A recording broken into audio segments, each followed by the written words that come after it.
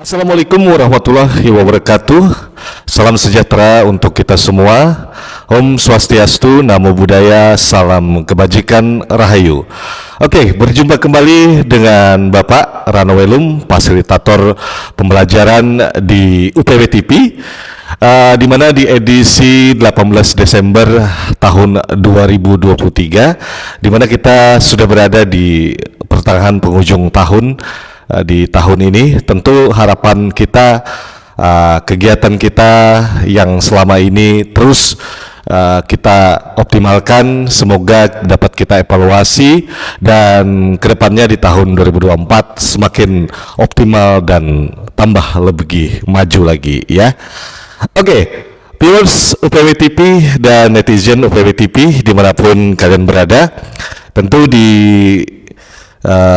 kalian semua yang telah menerima rapot, yang pasti Bapak ucapkan selamat dan sukses atas nilai yang telah diraih bagi siswa-siswi peserta didik usaha layanan pariwisata dimanapun kalian berada. Nah, tentunya hasil yang nilai kalian telah dapatkan ya mudah-mudahan akan kalian tingkatkan di tahun 2024 atau tepatnya di semester 2 nanti ya. Tentu apa yang sudah kalian raih saat ini, harapan Bapak sebagai fasilitator pembelajaran, semoga kalian dapat terus meningkatkan potensi dari kalian agar bisa menjadi taruna-taruni pariwisata yang dapat diandalkan, khususnya yang ada di Provinsi Kalimantan Selatan dan Indonesia pada umumnya.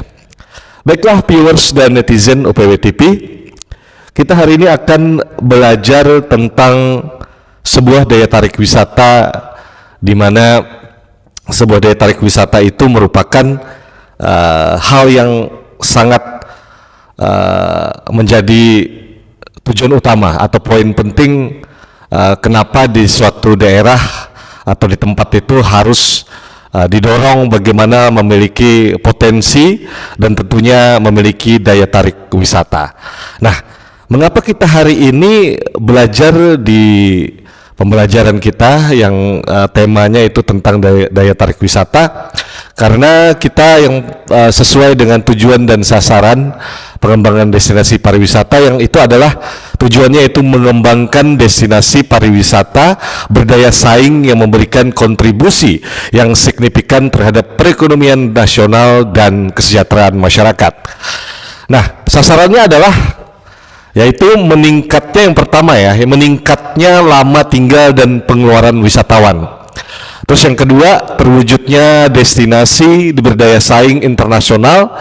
Dan yang ketiga, terwujudnya kapasitas pengelolaan destinasi pariwisata. Dan yang keempat, terwujudnya diversifikasi destinasi pariwisata. Tentu dari empat sasaran ini adalah bagaimana kita mengelola objek agar bisa menjadi sebuah daya tarik yang diminati oleh wisatawan domestik maupun mancanegara ya. Beberapa Bapak catat di beberapa tulisan yang telah Bapak siapkan hari ini. Tentu ini bisa memberikan kalian yang saat ini sedang libur sekolah bisa memanfaatkan materi pembelajaran hari ini untuk bagaimana kalian nanti setelah turun sekolah bisa tahu materi pembelajaran tentang daya tarik wisata.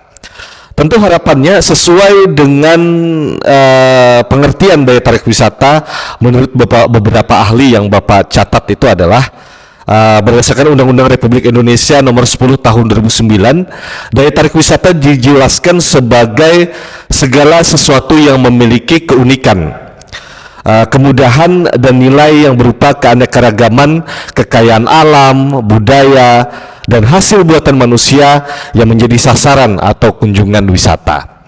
Nah, mengapa sesuai undang-undang pariwisata terkait dengan daya tarik yang salah satunya undang-undang itu ada di dalamnya, yaitu rekreasi, sejarah, belanja, dan mais ya. Kita coba bedah satu-satu. Terkait dengan rekreasi, tentu ketika kalian berada di suatu kawasan atau ingin menciptakan suatu kawasan yang memiliki daya tarik wisata, tentu orang yang pertama ingin dilakukan adalah berrekreasi ya. Rekreasi di mana seperti ada sesuatu atraksi di dalam situ, ada sesuatu keunikan di dalam situ, di dalam tempat destinasi wisata itu. Apakah dalam sebuah rekreasi itu bisa memberikan kepuasan kepada wisatawan? Nah, kemudian di dalamnya juga apakah ada sejarah di balik sebuah daya tarik wisata itu? Nah, pasti ada yang namanya kita membuat suatu storytelling bagaimana sebuah tempat itu bisa menjadi suatu destinasi daya tarik wisata yang memiliki unsur sejarahnya. Apakah seperti itu? Ada memiliki contohnya, ada kampung terkenal di situ, ada punya legenda atau terkait dengan ciri khas dari masyarakat di situ yang turun temurun dilestarikan. Apakah di situ ada juga objek wisata yang terkait dengan alam, berhubungan dengan alam, air, ya. Jadi yang berhubungan dengan keunikan dan juga lestarinya sebuah cerita dari masyarakat yang kemudian itu bisa menambah daya keingintahuan para wisatawan yang ingin menuju ke tempat wisata tersebut. Nah, kemudian apakah di tempat objek wisata itu ada nuansa ataupun pasar yang unik, ya, agar wisatawan itu khususnya kita yang dari kelompok sadar wisata atau yang mengelola tempat wisata itu bisa bagaimana menarik sebanyak-banyaknya cuan ataupun keuntungan yang pastinya yang dikeluarkan oleh wisatawan untuk mereka bagaimana berbelanja dengan ciri khas pasar yang ada di tempat tersebut, seperti barang-barang antik, kerajinan, ya kan.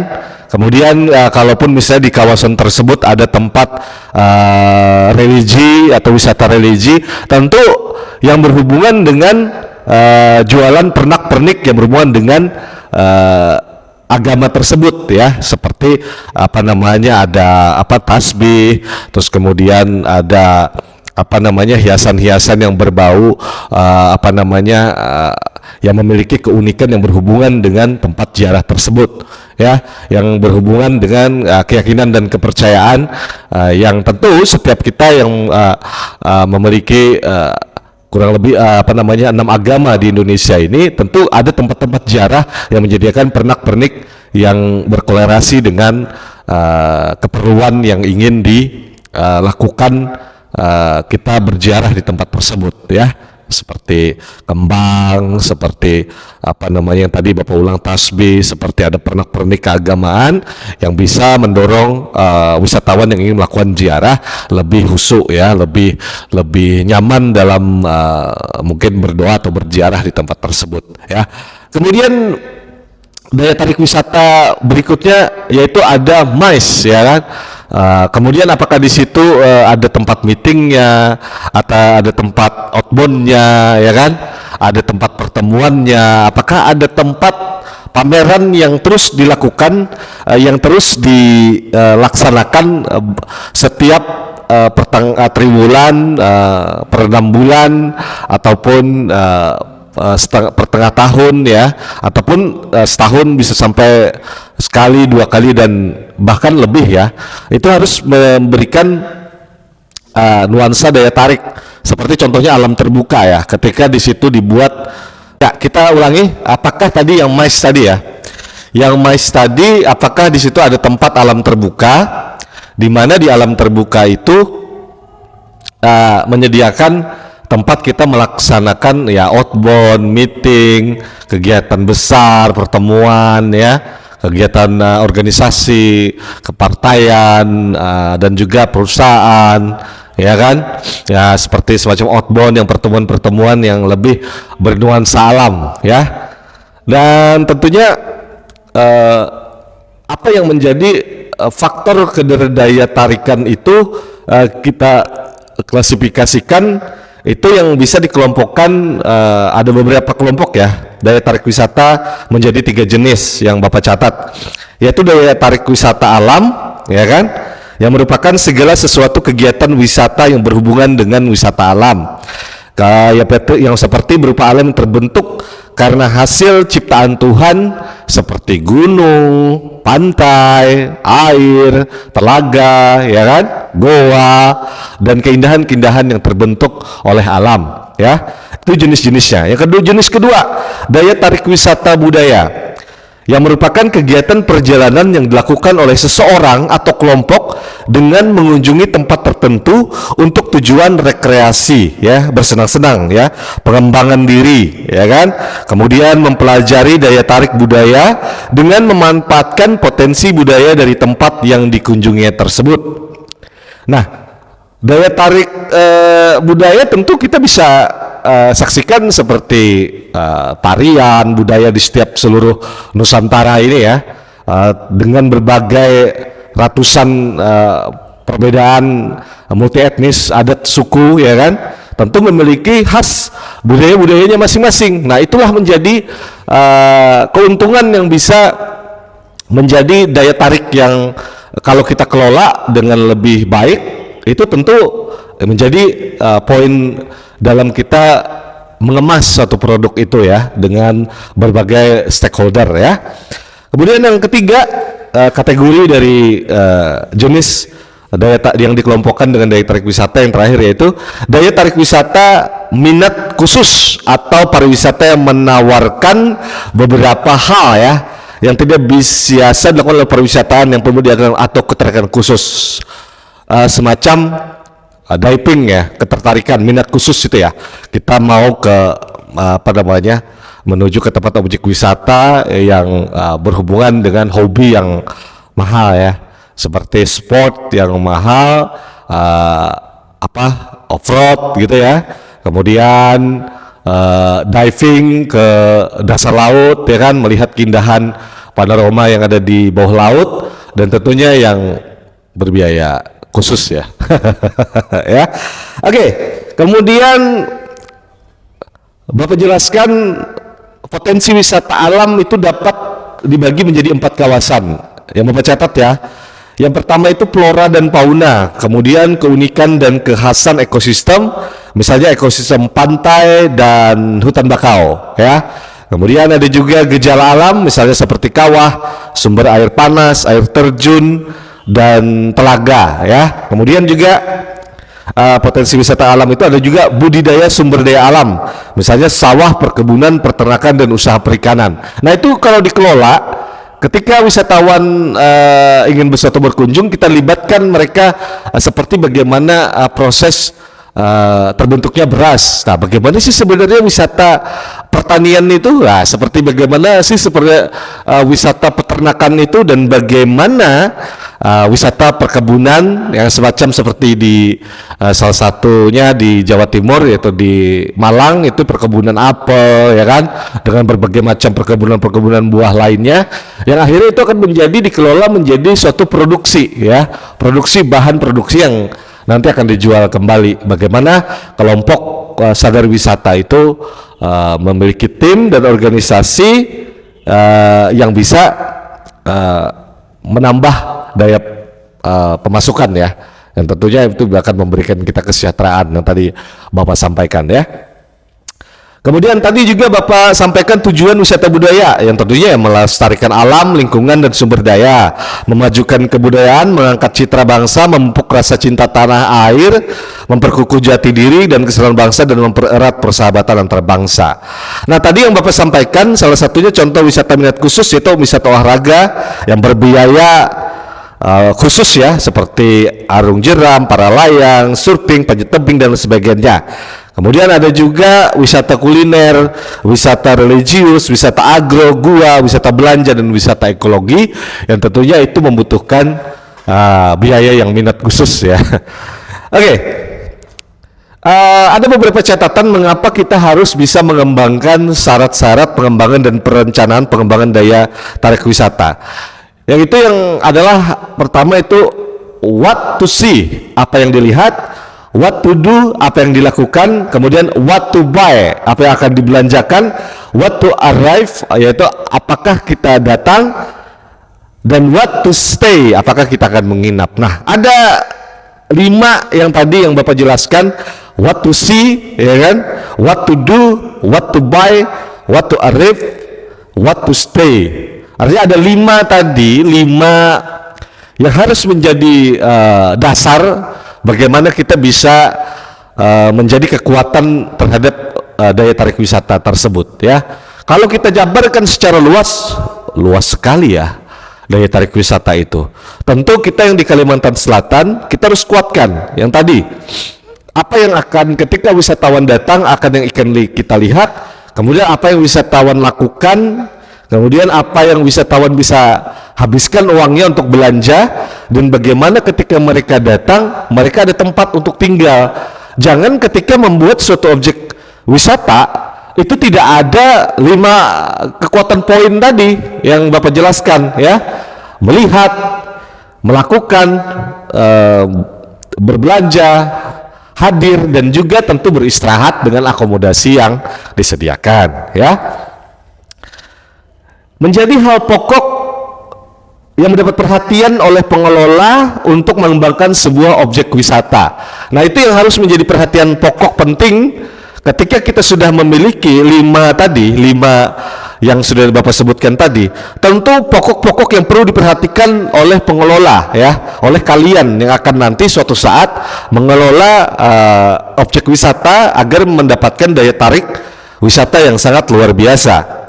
Yang pertama itu, apakah sumber daya tempatnya tersebut dapat menimbulkan rasa senang, indah, nyaman, dan bersih seperti yang materi Bapak sebelumnya sampaikan, Sabta Pesona. Nah, yang kedua, aksesibilitas yang mudah ya kan.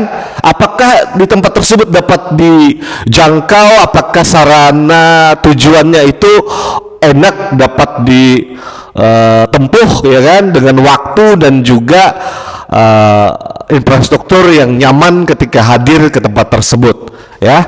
Itu menjadi pikiran juga dari pemerintah daerah. Kita bekerja sama, kita bisa diskusi bersama. Dan kemudian, apakah memiliki ciri khusus atau spesifikasi yang bersifat langka ya, tadi keunikan itu, keunikan daya tarik wisata itu ya.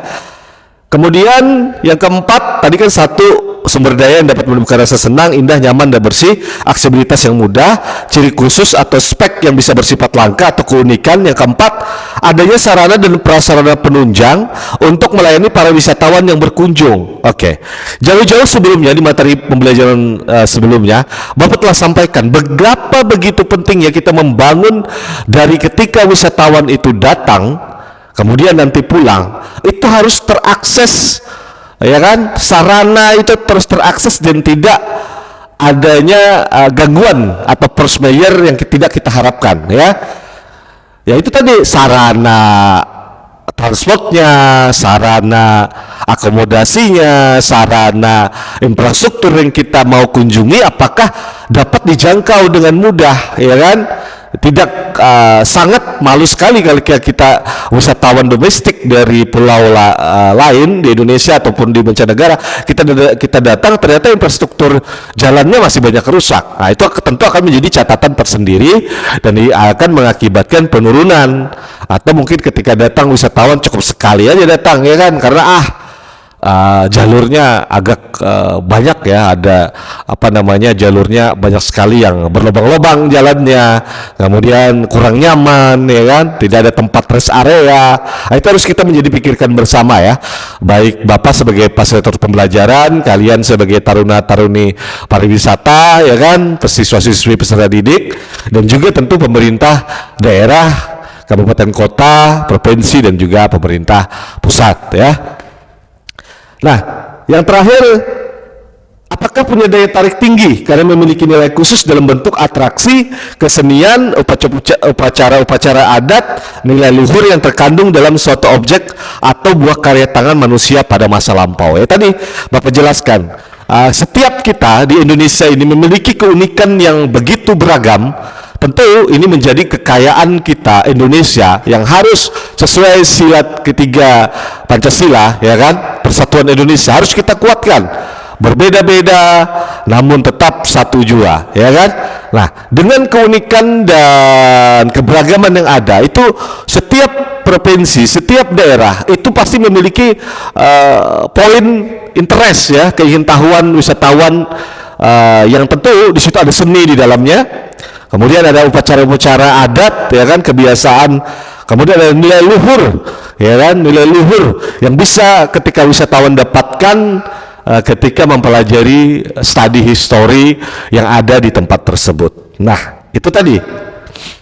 Mengapa setelah Bapak jelaskan daya tarik wisata itu, ya tadi sebelumnya Bapak catat segala sesuatu yang memiliki keunikan, kemudahan, dan nilai yang berupa keanekaragaman kekayaan alam, budaya, dan hasil buatan manusia, itu kita buat dalam suatu konsep namanya Community Based Tourism atau CBT, ya, komunitas, ya kan, komunitas masyarakat, di mana kalian ketika nanti lulus di sekolah pariwisata, tentu kalian akan terjun ke masyarakat. Jadi harapan Bapak sebagai fasilitator pembelajar, kalian membentuk itu namanya Community Based Tourism. Nah, di dalam kelompok based tourism itu, atau yang kita sepakati bersama, ketika kita ingin membuat atau mengangkat suatu daya tarik wisata, tentu di situ ada namanya perencanaan. Kemudian kedua, ada implementasi manajemen, ya. Kemudian dampak manfaat bagi komunitas lokal atau sharing benefit, ya.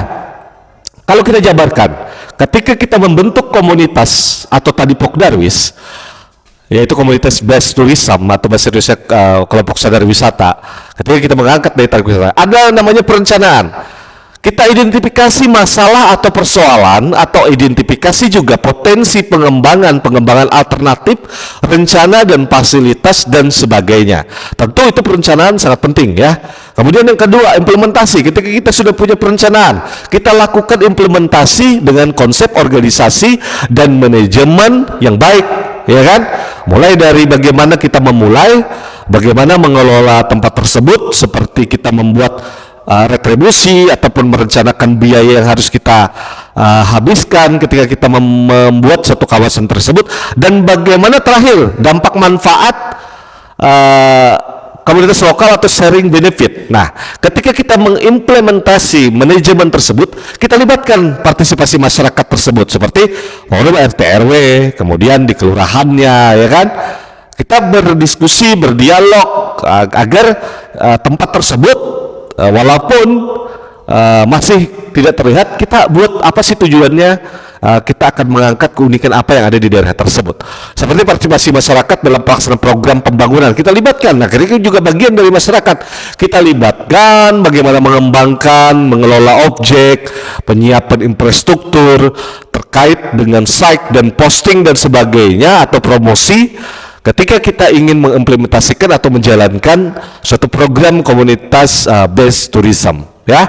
Nah, setelah itu kita jabarkan kembali, tentu ada dampak dan manfaat, ya kan, bagi komunitas Pokdarwis dan komunitas masyarakat tersebut, seperti peran dan posisi masyarakat dalam memperoleh nilai manfaat baik secara ekonomi maupun sosial budaya, yang berdampak pada, tentu tujuannya adalah peningkatan kesejahteraan ekonomi masyarakat lokal yang ada di tempat tersebut, ya, di kawasan tersebut. Nah, tentu strategi yang harus kita bangun dalam membangun suatu objek atau daya tarik wisata, tentu itu harus dilakukan peningkatan koordinasi lintas sektoral, ya kan, pada tataran kebijakan seperti program dan kegiatan kepariwisataan, terutama di bidang pelayanan, ya kan, kepabeanan imigrasi, karantina, kemudian keamanan dan ketertiban, kemudian prasarana umum yang mencakup jalan tadi, air bersih, listrik, telekomunikasi, dan kesehatan lingkungan.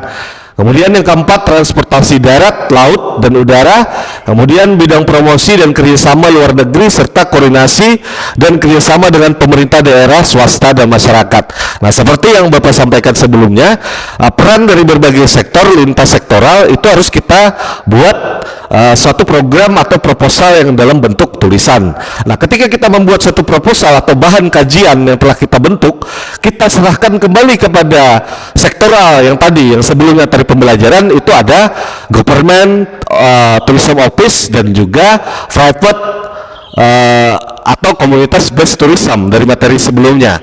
Nah, kita datang misalnya ke tempat government tourism. Nah, di situ ada dinas pariwisata terdekat. Nah, kita kolaborasi dengan mereka dengan salah satu bidang yang akan kita kerjasamakan. Nah, bagaimana penganggarannya? Kita cari sponsor dengan berbagai pihak, ya, baik sponsor dari pemerintah daerah setempat sendiri, kemudian swadaya antar masyarakat, bagaimana membangun infrastruktur, kemudian yang ketiga dengan pihak sponsor atau advertising, iklan dan sebagainya. Kan kita ingin membuat daya tarik wisata itu, tentu kita perlu juga membuat keterlibatan juga dari pihak ketiga atau sponsor, ya, agar benefit yang bisa didapatkan oleh masyarakat di kawasan yang tempat kita naikkan objek wisata tersebut. Nah, itu sedikit gambaran yang mungkin secara umum, gambaran bagaimana kita memiliki daya tarik, mengangkat daya tarik dan keunikan pariwisata tersebut, ya.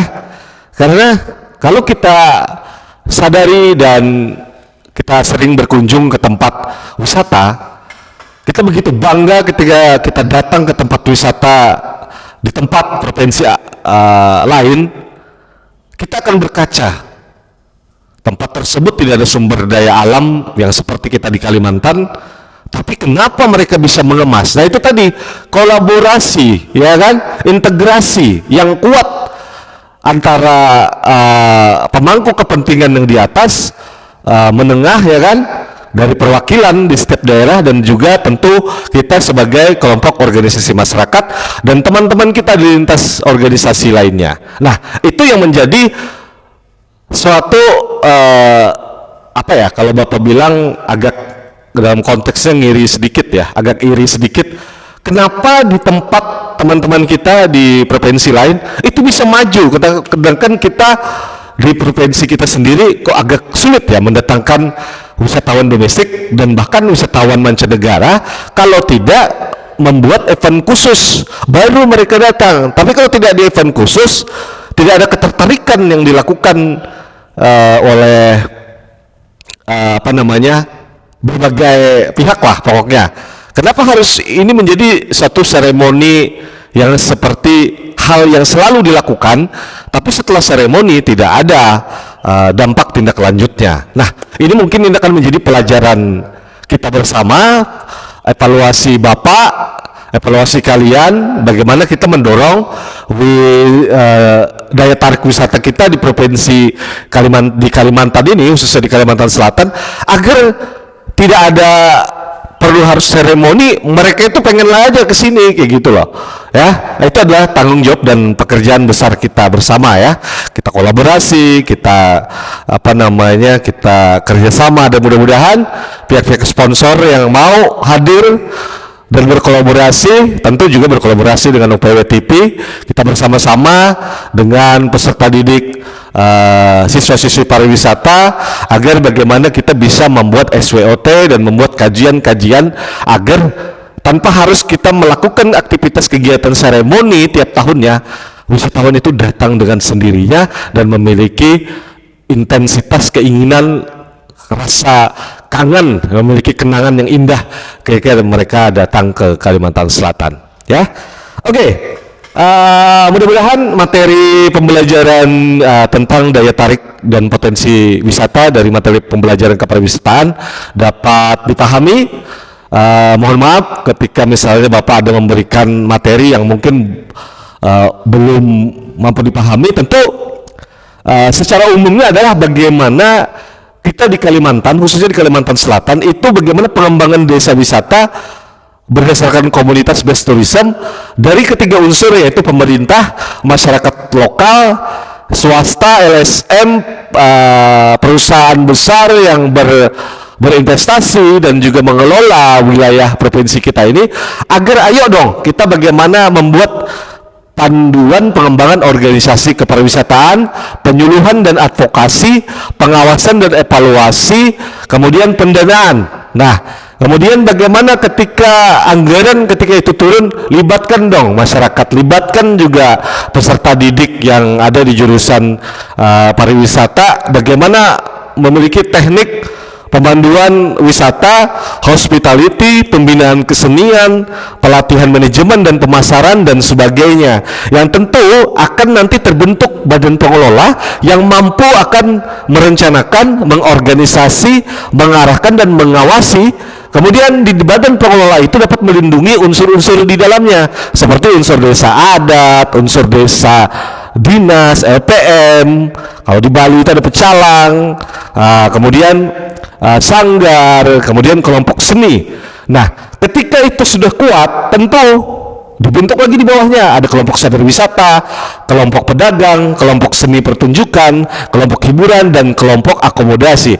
Yang tentu ketika seperti jarum ya kan, jarum jam itu akan berputar memberikan multiplier effect terhadap dampak ekonomi dan kesejahteraan terhadap masyarakat itu tersendiri, ya.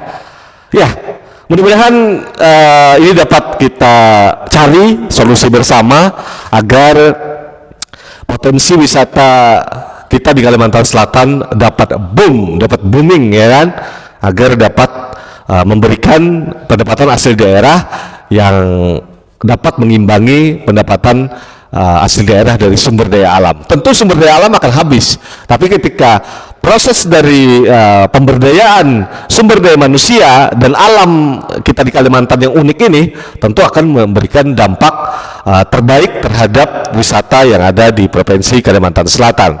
Nah, demikianlah materi pembelajaran kita di edisi 18 Desember tahun 2023. Tentu harapan Bapak sebagai fasilitator pembelajaran, kita akan menciptakan study history di semester kedua yang akan diciptakan materi-materi pembelajaran yang langsung praktek ke lapangan ya.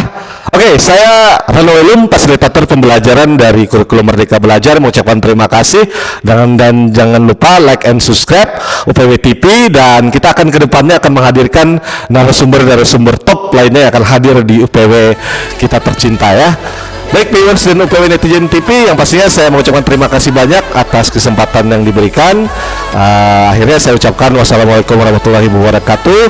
Salam sejahtera untuk kita semua. Om Santi Santi Om, Namo Buddhaya, salam kebajikan, rahayu, dan salam pariwisata Banua.